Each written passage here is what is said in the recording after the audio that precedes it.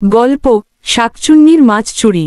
নতুন গ্রাম পঞ্চায়েত অফিসার তন্ময় সাহা বদলি হয়ে এলো চিলাখালি নামের এক ঘুমন্ত গ্রামে। সুন্দর নিরিবিলি, চারপাশে কাশবন, একটা বড় পুকুর, নাম নীলপুকুর। গ্রামের সবাই খুব ভদ্র, কিন্তু কিছু অদ্ভুত ব্যাপারও তন্ময় খেয়াল করল। কেউ রাতে পুকুর পাড়ে যায় না, বাচ্চাদের সন্ধ্যার পর বাইরে যেতে মানা, আর কেউ মাছ খাচ্ছে না, অথচ পুকুরে মাছ ভরপুর। তন্ময় জিজ্ঞেস করে, এত সুন্দর পুকুরে কেউ মাছ ধরে না কেন? এক বৃদ্ধ উত্তর দেয়, ওখানে শাকচুন্নি থাকে বাবু, রাত হলে মাছ চুরি করে, আর মানুষও। তন্ময় বিশ্বাস করে না এসব। সে ঠিক করে রাতে নিজে গিয়ে মাছ ধরবে, প্রমাণ করবে এটা মিথ্যে। রাতে 11টা নাগাদ সে পুকুর ঘাটে বসে জাল ফেলে। আকাশ মেঘলা, হালকা বাতাস। জালটা উঠাতে গিয়ে দেখে জাল কেটে গেছে, আর পানির নিচে এক জোড়া লাল চোখ তাকিয়ে আছে। তন্ময় দৌড়ে পালায়, কিন্তু তখনই পেছনে থেকে একটা ঠান্ডা গলা, তুমি আমার মাছের ওপর হাত দিচ্ছ কেন? সে ফিরে দেখে একটা পচা দেহ, ভেজা চুল, সাদা শাড়ি, দাঁতের ফাঁক দিয়ে রক্ত গড়াচ্ছে। গ্রামের এক বয়স্ক মহিলা রঘুবালা জানায় আসল ঘটনা। 30 বছর আগে এই পুকুরে এক যুবতী থাকত, জলমণি। সুন্দরী, মাছ ধরায় পটু। লোকজন হিংসে করে তাকে ডাইনির অপবাদ দিয়ে পুকুরে ফেলে দেয়। জলমণি মরার আগে কসম খায়, যারা আমার মাছ ছুবে আমি তাদের রক্ত খাব। তারপর থেকেই পুকুরে রাত হলেই মাছ গায়েব। কেউ দেখেনি জলমণিকে, শুধু শোনা যায়, মাছ আমার, মাছ আমার। তন্ময় ঠিক করে সে এই রহস্য ভাঙবেই। সে আনে তার শহরে বন্ধু অঞ্জলি, যিনি প্যারানরমাল গবেষক। তারা রাত 12টার পর পুকুরে ক্যামেরা, সেন্সর সেট করে অপেক্ষা করে। হঠাৎ করে ক্যামেরায় ধরা পড়ে পানির উপরে ভেসে উঠেছে একটা সাদা দেহ, চোখে আগুন। তার মুখে একটা মাছ, রক্ত মাখা। সে বলে, তোমরা আবার আমার মৃত্যু নিয়ে খেলছ, এবার তোমাদেরও মাছ হব।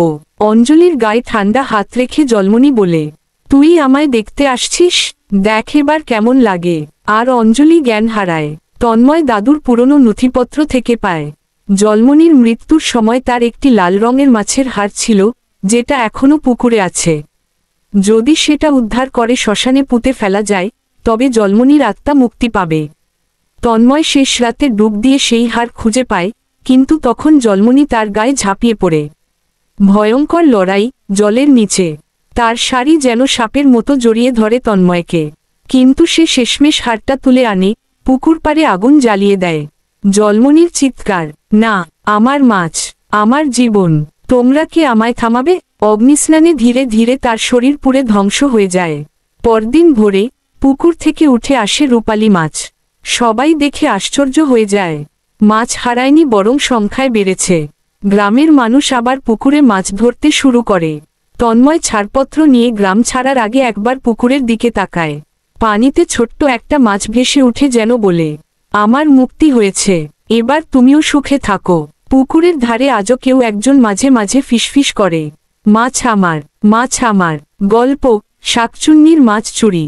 নতুন গ্রাম পঞ্চায়েত অফিসার তন্ময় সাহা বদলি হয়ে এলো চিলাখালি নামের এক ঘুমন্ত গ্রামে। সুন্দর নিরিবিলি, চারপাশে কাশবন, একটা বড় পুকুর, নাম নীলপুকুর। গ্রামের সবাই খুব ভদ্র, কিন্তু কিছু অদ্ভুত ব্যাপারও তন্ময় খেয়াল করল। কেউ রাতে পুকুর পাড়ে যায় না, বাচ্চাদের সন্ধ্যার পর বাইরে যেতে মানা, আর কেউ মাছ খাচ্ছে না, অথচ পুকুরে মাছ ভরপুর। তন্ময় জিজ্ঞেস করে, এত সুন্দর পুকুরে কেউ মাছ ধরে না কেন? এক বৃদ্ধ উত্তর দেয়, ওখানে শাকচুন্নি থাকে বাবু, রাত হলে মাছ চুরি করে, আর মানুষও। তন্ময় বিশ্বাস করে না এসব। সে ঠিক করে রাতে নিজে গিয়ে মাছ ধরবে, প্রমাণ করবে এটা মিথ্যে। রাতে 11টা নাগাদ সে পুকুর ঘাটে বসে জাল ফেলে। আকাশ মেঘলা, হালকা বাতাস। জালটা উঠাতে গিয়ে দেখে জাল কেটে গেছে, আর পানির নিচে এক জোড়া লাল চোখ তাকিয়ে আছে। তন্ময় দৌড়ে পালায়, কিন্তু তখনই পেছনে থেকে একটা ঠান্ডা গলা, তুমি আমার মাছের ওপর হাত দিচ্ছ কেন? সে ফিরে দেখে একটা পচা দেহ, ভেজা চুল, সাদা শাড়ি, দাঁতের ফাঁক দিয়ে রক্ত গড়াচ্ছে। গ্রামের এক বয়স্ক মহিলা রঘুবালা জানায় আসল ঘটনা। 30 বছর আগে এই পুকুরে এক যুবতী থাকত, জলমণি। সুন্দরী, মাছ ধরায় পটু। লোকজন হিংসে করে তাকে ডাইনির অপবাদ দিয়ে পুকুরে ফেলে দেয়। জলমণি মরার আগে কসম খায়, যারা আমার মাছ ছুবে আমি তাদের রক্ত খাব। তারপর থেকেই পুকুরে রাত হলেই মাছ গায়েব। কেউ দেখেনি জলমণিকে, শুধু শোনা যায়, মাছ আমার, মাছ আমার। তন্ময় ঠিক করে সে এই রহস্য ভাঙবেই।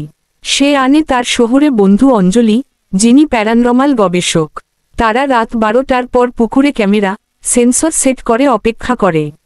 হঠাৎ করে ক্যামেরায় ধরা পড়ে পানির উপরে ভেসে উঠেছে একটা সাদা দেহ, চোখে আগুন। তার মুখে একটা মাছ, রক্ত মাখা। সে বলে, তোমরা আবার আমার মৃত্যু নিয়ে খেলছ, এবার তোমাদেরও মাছ হব। অঞ্জলির গায়ে ঠান্ডা হাত রেখে জলমণি বলে, তুই আমায় দেখতে আসছিস, দেখ এবার কেমন লাগে। আর অঞ্জলি জ্ঞান হারায়।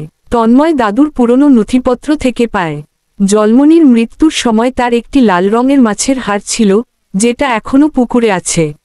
যদি সেটা উদ্ধার করে শ্মশানে পুঁতে ফেলা যায়, তবে জলমণির আত্মা মুক্তি পাবে।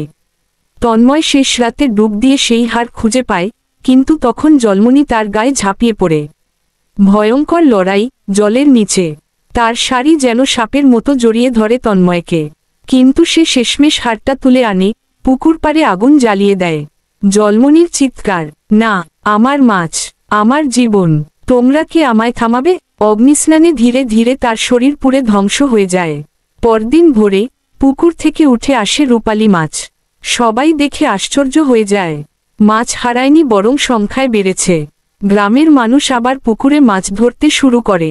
তন্ময় ছাড়পত্র নিয়ে গ্রাম ছাড়ার আগে একবার পুকুরের দিকে তাকায়। পানিতে ছোট্ট একটা মাছ ভেসে উঠে, যেন বলে, আমার মুক্তি হয়েছে, এবার তুমিও সুখে থাকো। পুকুরের ধারে আজও কেউ একজন মাঝে মাঝে ফিসফিস করে, মাছ আমার, মাছ আমার।